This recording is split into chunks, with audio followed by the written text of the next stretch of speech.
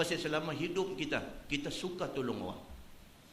Mati kita, nama kita jadi sebutan baik di kalangan orang.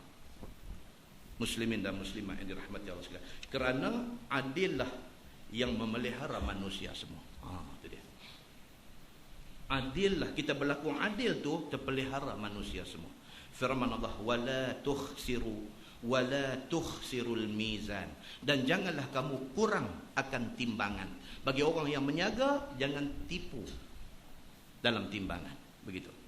Wal arda wada'aha lil anam, dan bumi itu telah dihampak akan dia oleh Allah kerana manfaat bagi makhluk manusia dan jin dan sebagainya. Bumi ni Allah hampak. Cantik, tuan-tuan. Kita tengok bumi ni, apa mai dalam hati kita? Maha suci Allah. Wa ma khalaqta hadza batila. Tidaklah Allah jadikan semua benda ni sia-sia. Semua benda Tuhan bagi jadi ni, Allah tak buat sia-sia. Tiap-tiap satu ada kegunaan dia. Satu orang telefon saya tadi, anak dia kena satu penyakit, umur baru awal 20.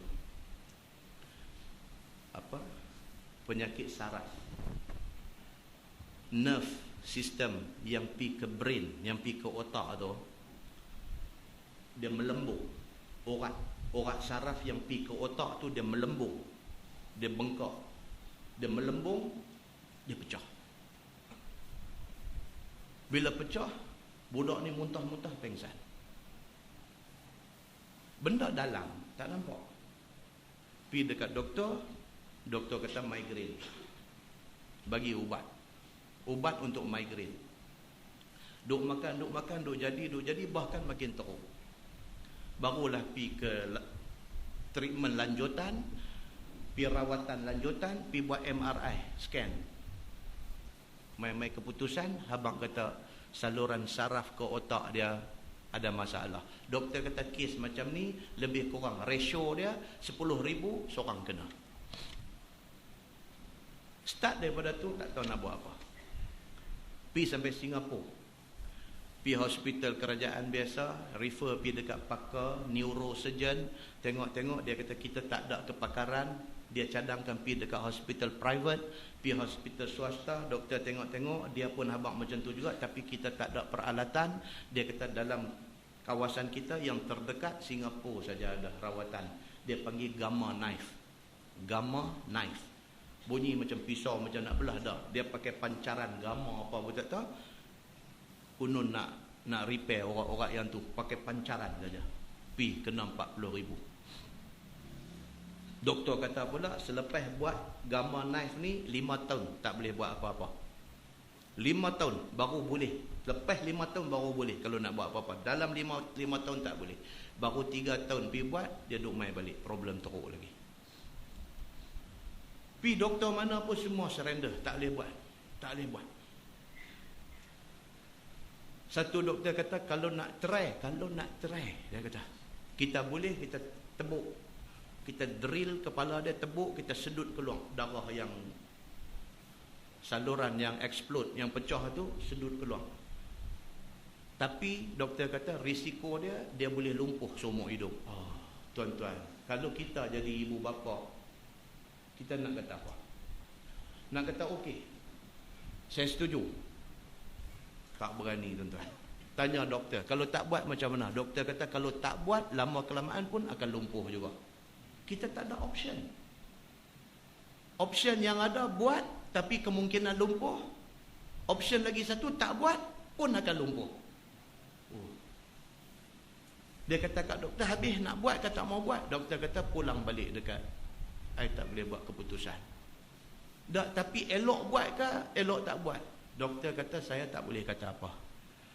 Kalau buat, mana kita macam gamble, macam tengoklah nasib. Kalau boleh baik-baik, kalau tak boleh dia lumpuh. Tuan-tuan, dia telefon mai duk cerita ni macam mana saya jadi sakit kepala, duk fikir benda ni, saya dah buat macam-macam dah, doa ni tiap-tiap malam, tengah malam ni tak boleh tidur dah, dengan anak duk jadi macam ni tak boleh tidur. Pukul 3, pukul 4 dah jaga dah, bangkit ayat semayang, minta dekat Tuhan ni sampai teriak-teriak. Pi umrah, cari tang mana tempat mustajab. Orang kata multazam, tempat mustajab. Duduk di multazam tu doa yang mata merambu, minta. Dia kata awak Tuhan tak bagi. Dia main macam tu.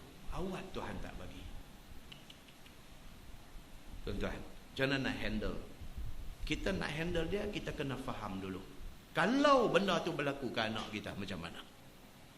Nak bercakap sedap, tapi kalau kita duduk di tempat dia, macam mana?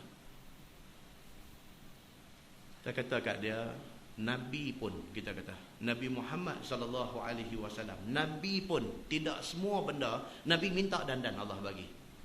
Ada benda Nabi pun, Nabi minta, Allah tunggu satu masa. Allah bagi, tapi Allah bagi yang terbaik untuk dia. Nabi pun macam tu. Apatah lagi kita. Tapi, saya kata kita kena baik sangka dengan Allah.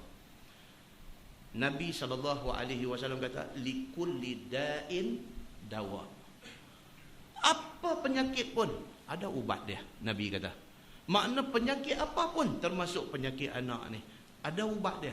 Cuma ubat tu nak jumpa ke kita tu bila? Allah yang mengetahui. Tapi kita kena keep on trying, keep on trying. Orang habaq tang mana, janji benda ni jangan sampai pi buat jadi khurafat, jadi berdosa, jadi syirik sudah. Hak nampak okey, pi try. Mana nak tahu dalam banyak-banyak doktor tu dia jumpa ni likulli da'in dawa. Tiap-tiap penyakit ada ubat. Mungkin cubaan kita kali yang ke-100 kita jumpa ubat dia. Allah izinkan dia baik.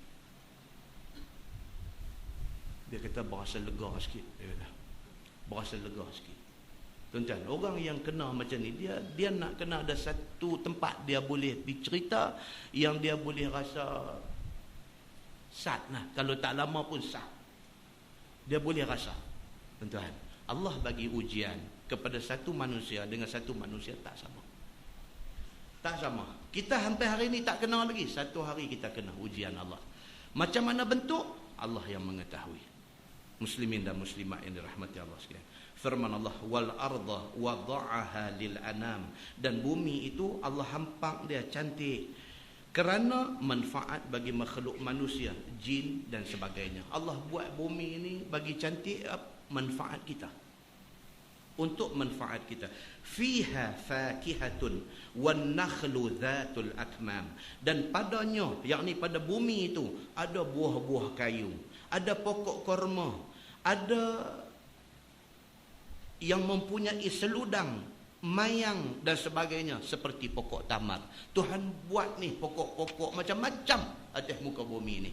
Ini semua nikmat Allah Subhanahu wa taala bagi. Wal habbu dzul asfi war raihan. Dan biji-bijian yang empunya jerami, kulit dan daun.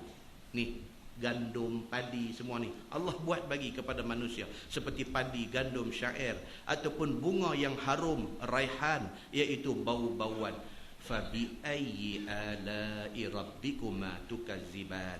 Maka dengan apa nikmat daripada segala nikmat Tuhan kedua kamu wahai manusia dan jin yang kamu nak dustakan?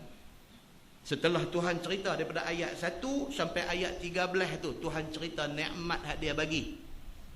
Macam ni punya banyak nikmat Tuhan bagi, gamak ke hang nak mendustakan segala nikmat yang Tuhan bagi? Kita tengok balik tuan-tuan, daripada ayat 1 sampai ayat 13 Tuhan sebut nikmat yang pertama tadi apa dia? Nikmat Quran.